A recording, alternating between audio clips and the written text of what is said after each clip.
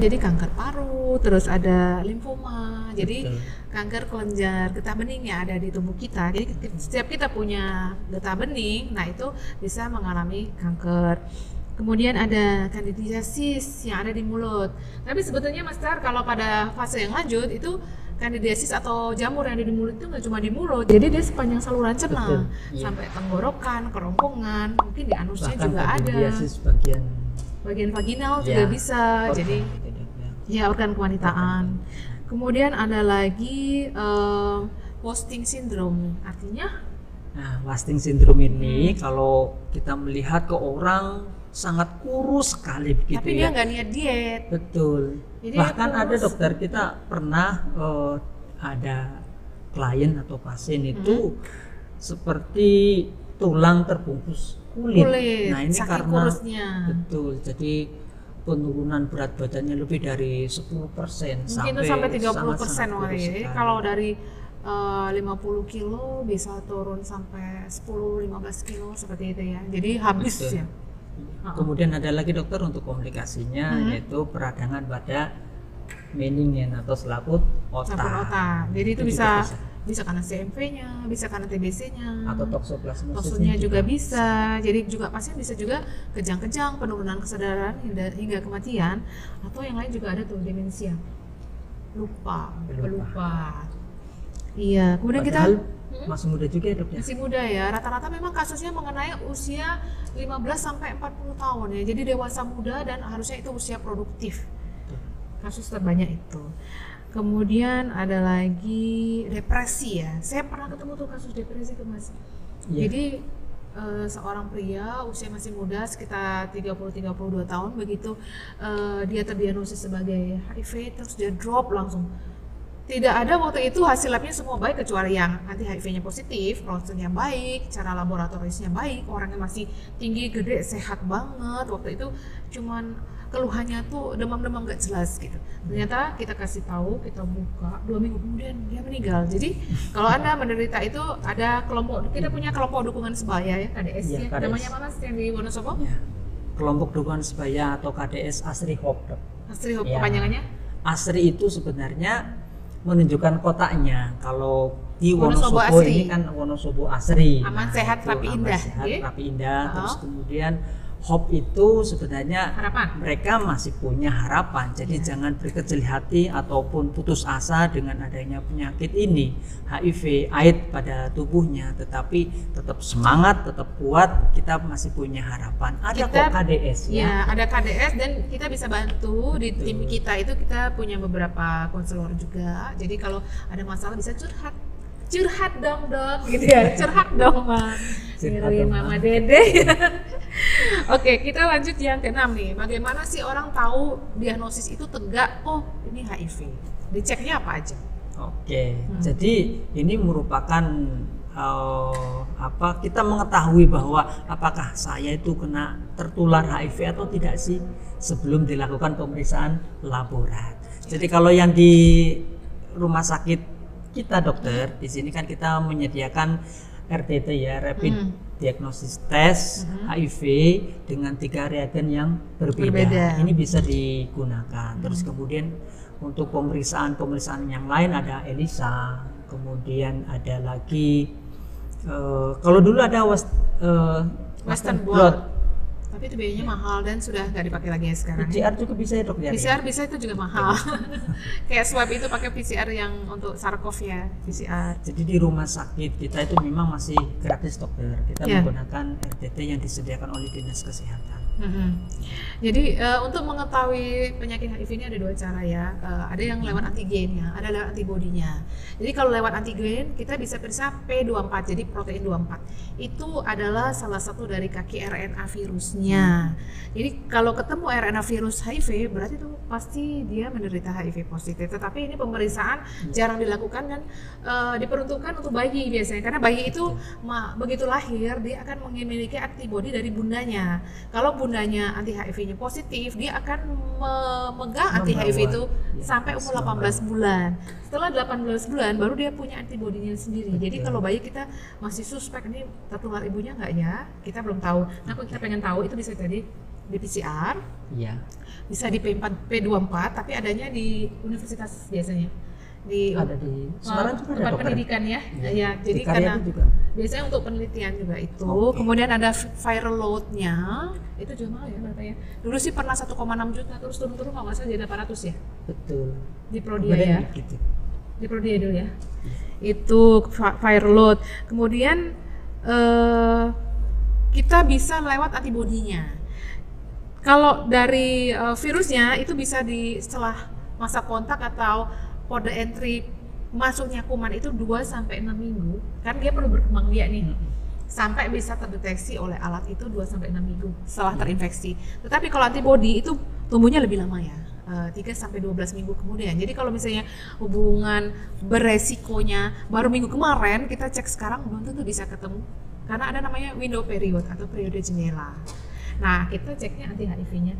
Kemudian ada 2 cara, satu lagi CD4. Betul.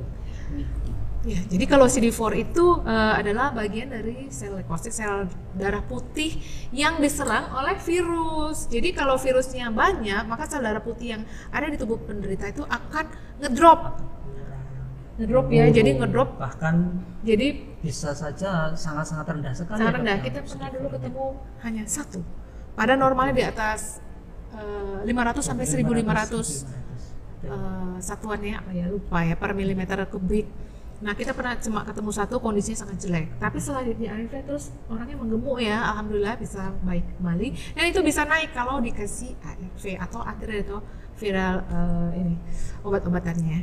Maka perlu bagi pemirsa yang mungkin barangkali kok merasa saya ini kira-kira aman tidak ya, karena mungkin juga pernah ada faktor risiko ya. begitu, memiliki faktor risiko seperti itu, bisa datang ke RSUD KRTS Diponegoro Klinik Sakura di Klinik Sakura lantai 2. Lantai 2. Kita bisa konseling terlebih dahulu, terus kemudian kita bisa melakukan pemeriksaan secara gratis, dokter.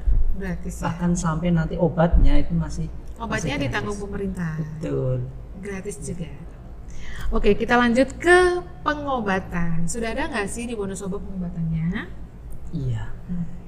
Sangat-sangat penting juga ini. Mungkin barangkali orang Wonosobo yang bekerja di luar Wonosobo atau di luar kota, terus kemudian mau pulang ke Wonosobo, di RSUD KRTS Diponegoro ini, dokter, kita sudah ada klinik Sakura yang menyediakan ARV, antiretroviral virus. Terapi. Ini ARV terapi terkait dengan HIV-nya ini bisa kita sediakan ya. Bisa ketemu dengan tim ya. Ada tim CST, dokter.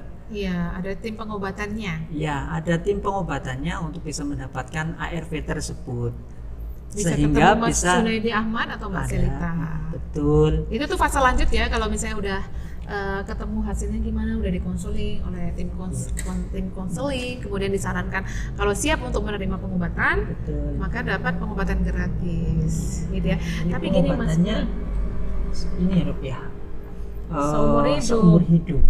iya, Begitu. jadi pengobatannya Jadi gratis nggak seumur boleh hidup. Jadi biasanya kita hanya tuh 1 bikin minggu, sama terus pasien tuh kemudian. kita pastikan dia, Anda mau tidak diobati dan mau setia nggak dengan pengobatan ini, karena kalau cuma angin-anginan percuma. Satu, bisa bikin resistensi, karena resistensi itu kalau jadi virus itu sangat pintar ya dibandingkan dengan bakteri, lebih pintar virus karena virus itu cepat mengganti susunan tubuhnya menjadi lebih baru dan dia bisa mempelajari apa yang pernah dia dapat. Jadi misalnya virus belum pernah ketemu ARV, sekali ketemu ARV dia masih kalah, aku tak pelajari orang yang itu, besok kalau ketemu tak pukul misalnya gitu ya. Dia punya teknik, dia belajar mungkin silat, taekwondo, gulat, sumo dan lain-lain untuk memukul penderita gitu ya. Jadi kita pastikan Anda mau dan konsisten baru kita obati. Oke. Maka di situ diawali dengan adanya konseling, dokter. Jadi konseling ini memang penting seperti tadi disebutkan dari dokter Arlin. Terus kemudian untuk ARV tersebut juga ada beberapa efek samping, dokter. Yang sebenarnya banyak juga yang nggak mau karena ada efek samping tersebut, kemudian malah justru dia tidak mau berobat. Gitu ya. Kita nanti bikin sesi sendiri tentang ARV pengobatannya. Oh ya pemirsa, Sangat jadi menarik. ya Kalau pengobatan ini, jadi kalau misalnya ada iklan tuh misalnya pengobatan alternatif ini juga menyembuhkan HIV 100%, itu bohong. Kenapa? Nggak Karena mungkin sampai deh, saat ini belum ada orang obat. sembuh dari HIV. Yang Betul. ada adalah dia terkontrol atau terkendali. Iya. Ya. Dia terkendali, penyakitnya itu bisa dikendalikan. Virus yang bereplikasi beranak pinak sampai jutaan angkanya itu bisa di bawah, kita targetnya di bawah 50 per cc darah, kita sebut dia pada kadar yang tidak terdeteksi atau undetected level. Nah, pada fase undetected level tuh seorang penderita bisa hamil relatif aman, bisa NTI anaknya relatif aman, bisa melahirkan lewat vaginal, nggak harus di bedah sesar karena protokolnya adalah di bedah sesar gitu. Iya. Dan dia bisa berhubungan dengan aman lah, tapi tetap pakai kondom ya kalau antara suami dan istri. Jadi pengobatan ini memang belum ada yang membuktikan, artinya dari dia statusnya positif, kemudian Menjadi setelah negatif. pengobatan menjadi negatif itu belum Nggak ada. ada. Jadi tetap positif tetapi terkendali, artinya badannya juga nyaman, hidupnya sehat, orang nggak tahu kalau ternyata dia menderita HIV. Seperti itu ya. Ada juga mitos juga dokter, Gimana? kalau dia makan buah merah, ya, Oh, gitu. buah merah terus kemudian nanti bisa negatif. Tapi sebenarnya kalau kita lihat itu kan buah merah banyak beta karotennya ya dok ya. Iya. Jadi di situ sebenarnya hanya untuk meningkatkan daya tahan tubuh Meningkatkan respon imun tapi Betul. tidak membunuh atau virusnya. membunuh virusnya enggak. Jadi dia memang imunnya memang membaik, tetapi virusnya tetap beranak pinak gitu. Mungkin membuat slow sedikit tapi tidak bisa membunuh. Jadi penting untuk pengobatan. Makanya pengobatan ini karena seumur hidup harus diawali dengan konseling dan kesiapan dari klien itu sendiri dokter. Jadi pengobatan itu untuk memperpanjang umur. Saya selalu buat pasien-pasien itu saya mau kasih motivasi yang gini. Ibu atau bapak ingin lihat anaknya dewasa, ingin lihat punya cucu, oke kita semangat, maka obat harus diminum. Kalau tidak minum atau drop out, pasti umurnya nggak lama. Karena virus itu begitu berhenti aja 1 bulan, tadi misalnya angka virus atau viral loadnya bisa 10 pangkat 6 per cc darah. Tiba-tiba dan setelah 6 bulan diterapi dia menjadi tidak terdeteksi, kemudian dia bolos. Badan sudah enak, sudah gemuk, makan sudah enak, aku udah sembuh, rasanya seperti itu karena udah tidak terdeteksi dalam darah lagi virusnya, padahal sebetulnya masih ada 50 kopi ke bawah.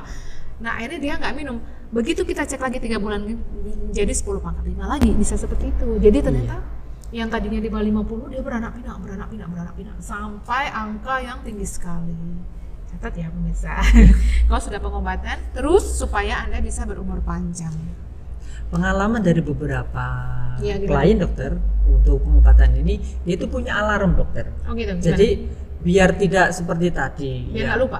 Meskipun misalnya terlambat 1 jam, itu kan ada jeda waktu untuk proses mengkopi diri begitu ya. Jadi pada saat ini ada obat yang 1 kali, ada obat yang 2 kali sehari untuk diminum, dia punya alarm khusus. Alarm ini untuk mengingatkan dia untuk minum obat. Jadi taruh di HP ya. Betul. Waktunya minum obat kali gitu ya.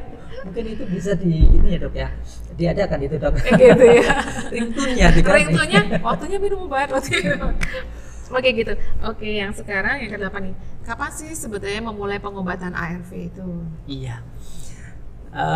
Kalau untuk pengobatan ini sebelum saat-saat sekarang itu kan kita melihatnya dari jumlah CD4 ya dok ya.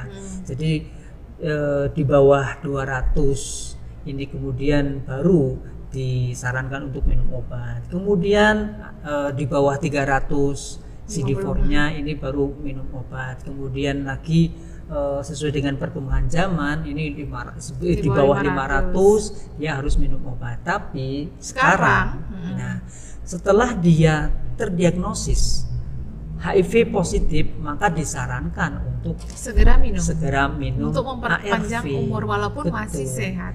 Sehingga untuk mencegah biar tidak terjadi AIDS, dokter? Iya, jadi gini, nggak selalu yang HIV itu akan menjalani fase AIDS kalau dia rajin minum obat, makan minum yang baik, dia sehat, menjaga hidup sehat, dan dia mencegah cara penularan yang tadinya menyebabkan dia tertular. Misalnya tuh pada lelaki suka lelaki, dia menghentikan kegiatan itu, taubat nasuha ya. Nah itu dengan mengikuti ini dia bisa seperti orang normal. Jadi mungkin aja meninggalnya umur 80 tahun, 70 tahun, mungkin meninggalnya karena sudah tua gitu lah. Jadi nggak mengalami fase AIDS. Fase AIDS kita sebut stadium terminal atau stadium 4. Kalau ada kanker-kanker tuh ya biasanya pemirsa mungkin pernah dengar dia kanker payudara stadium 4A, 4B gitu. Nah, untuk HIV AIDS stadium 4-nya itu AIDS tadi atau stadium terminal. Kalau ibu hamil? Nah, ini ibu hamil ini sebenarnya bisa kita lihat ya, Dok ya. Kan ada antenatal, intranatal, kemudian postnatal. Nah ini kalau tanpa pengobatan ini bisa menularkan ke pada bayinya. Jadi kalau ibu hamil dengan HIV positif harus? Nah ibu positif harus pengobatan. Harus pengobatan untuk mencegah transmisi ke janin. Jadi masih bisa janinnya bebas dari HIV. Maka untuk saat ini pada saat dia terdiagnosa pada umur kehamilan berapapun, iya, ini harus mulai pengobatan. Kalau bayi yang dilahirkan? Nah, bayi yang dilahirkan pun ini sebenarnya kalau untuk profilaksisnya kita berikan seperti itu, dokter. Ya. 1 bulan ya? Iya. Meskipun kalau tadi ini bayi bisa kita berikan obat setelah 18 bulan, tetapi profilaksis ini harus tetap diberikan. Sama berapa minggu, dokter? 1 bulan ya. Oke. Iya, jadi dari pemerintah sudah mencanangkan sebetulnya sudah lama ya. Saya lupa tuh 4 atau 5 tahun yang lalu dengan 90-90-90. Jadi 90% orang yang dengan status HIV positif tahu kalau dia positif. Dari yang 90% ini akan target 90%-nya akan menjalani terapi ARV. Dan dari yang menjalani terapi ARV 90% akan pada level yang tidak terdeteksi. Targetnya itu tapi jauh masih. Ya, jauh. Tapi kita tetap ya, dokter ya. Ya itu target ya. Semoga kedepannya bisa. Perlu kerjasama semua pihak. Iya betul. Oke, kemudian ya itu tadi yang disampaikan. Dulu kita bertahap ya waktu kita awal itu yang sebetulnya CD4 200 itu kondisinya udah jelek pemirsa. Biasanya udah kena ada diare kronik, udah kena TBC, badannya udah kurus. Biasanya itu di bawah 200 sampai kita pernah ketemu yang cuma 1 atau 5 atau 7 atau 10. Nah, itu baru diobati dulu karena kita masih ada keterbatasan dalam penyediaan ARV-nya. Kemudian Amerika waktu itu naik ke 350 kita masih di 200, Amerika naik ke 500, CD4 kita naik ke 350. Nah, ini Amerika sekarang berapapun CD4 tidak peduli stadiumnya 1, 2, 3, 4 semua diobati. Dan kita juga sudah seperti itu ya, cuman nih banyak juga yang drop out nih. Halo pemirsa yang sudah positif drop out, please kalau Anda ingin panjang umur maka lanjutkan pengobatan ARV-nya. Temuin tim kita di sini ya. Jangan lupa dokter, meskipun stadium 1 tidak ada gejala dan sebagainya, tapi kalau sudah terdiagnosis HIV positif itu sudah bisa menularkan. Dokter. Sudah bisa menularkan dan dia akan berproses terus. Jangan dikira mereka diam. Karena mereka tuh pasukan tak kelihatan. Bergerak dalam senyap. Oke, gitu ya. Oke, next gini, gaya hidup yang sehat pada pasien HIV itu sebaiknya seperti apa? Oke, gaya hidup yang sehat ini ya pada saat kita terdiagnosis memang tentunya psikis kita berontak dong. Ya, ada fase denial di sana. Denial. Artinya dia menolak bahwa masa sih saya kena dan sebagainya. Sehingga itu akan menguras dari pikiran-pikirannya. Maka pertama jauhi stres, dokter. Jangan stres. Buat happy. Betul. Kemudian yang kedua gizi cukup, gitu ya. Makan istirahat cukup. Jangan terlalu karena dia kebiasaan untuk nongkrong dan sebagainya seperti sebelumnya. Tetapi pada saat dia terinfeksi maka kurangi tidur malam begitu ya, sehingga istirahatnya cukup, dokter. Iya, cukup. Kemudian ada lagi olahraga teratur begitu ya. Kemudian kurangi rokok. Stop dong, jangan bilang kurangi, stop. Sebab karena kalau ngurang itu masih negosiasi.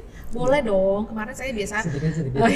Lama-lama Iya, kalau saya kemarin bilang gini, boleh ngerokok, tapi jangan disulut ya, ya dimut aja gitu. betul. Jangan Ya. ngerokok, jangan alkohol. Ya, tentunya harus ada komitmen ya, komitmen bahwa saya harus sehat. Saya punya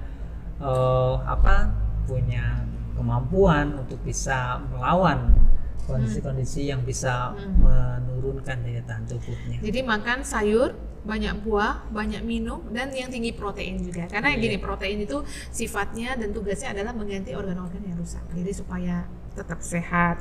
Kemudian ini pendekatan agama ya, jangan disingkirkan. Kalau dulu udah melalui fase yang melanggar agama, dekatkan supaya Anda bisa husnul khotimah. Kita semua doanya husnul khotimah ya. Betul. Yang awalnya jelek bisa diperbaiki, masih ada kesempatan selama masih ada nyawa. Insya Allah. Kemudian sering cuci tangan juga, Master. Jadi jangan sampai, jadi gini misalnya kalau udah terkena HIV karena daya tahan tubuhnya turun, orang lain tuh makan jorok apa segala macam itu mungkin nggak sakit, tetapi pada mereka gampang sekali sakit. Jadi rajinlah cuci tangan atau hand hygiene. Oke, yang terakhir, bagaimana sih pencegahan supaya tidak tertular HIV? Nah, pencegahannya tentunya kalau pasangan kita itu terinfeksi HIV, tentunya kan kita harus melakukan, misalnya memang harus melakukan hubungan yang aman. Ya, menggunakan kondom dan sebagainya. Kemudian tidak melakukan hubungan seks bebas ya, karena di situ faktor risikonya sangat besar itu dari hubungan seksual. Terus kemudian kalau ibu hamil ya, tentunya di situ agar tidak menularkan kepada bayinya, maka pengobatan harus teratur, harus rutin, dan pada saat misalnya dia melahirkan pun ini kemudian dia memberikan air susu, ya jangan dulu diberikan ya, jangan dulu diberikan Karena karena bisa di menular situ lewat bisa air menularkan susu. lewat air susu. Kecuali tadi dia ibu punya level viral load yang tidak terdeteksi, itu boleh. Ya. Tapi kadang-kadang kan ada bayi suka gigit, nyokot puting payudara, itu bisa resiko juga. Sebaiknya memang pakai susu formula ya.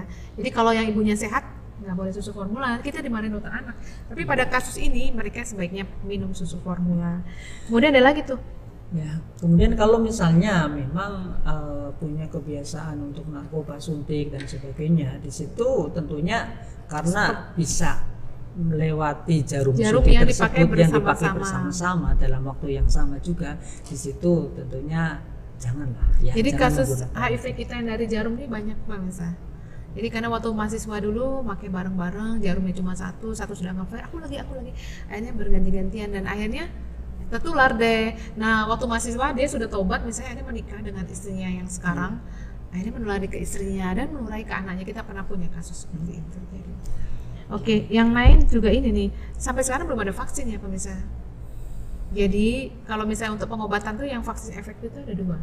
Satu vaksin hepatitis B, yang kedua vaksin untuk mencegah CA cervix, kanker cervix, untuk papilomavirus, itu yang efektif itu. Jadi untuk HIV belum ada vaksinnya ya, jadi nggak ini nunggu-nunggu. Kemudian orang yang udah disunat itu faktor resiko terhadap tertular HIV juga lebih kecil. Betul. Karena kalau tidak disunat itu sering terjadi infeksi di sekitar kemaluan, terutama pada pria, yang itu nanti bisa menjadi tempat masuk dari entry-nya. Gitu ya? Betul, Dok. Oke, kita sambung ke sesi 2.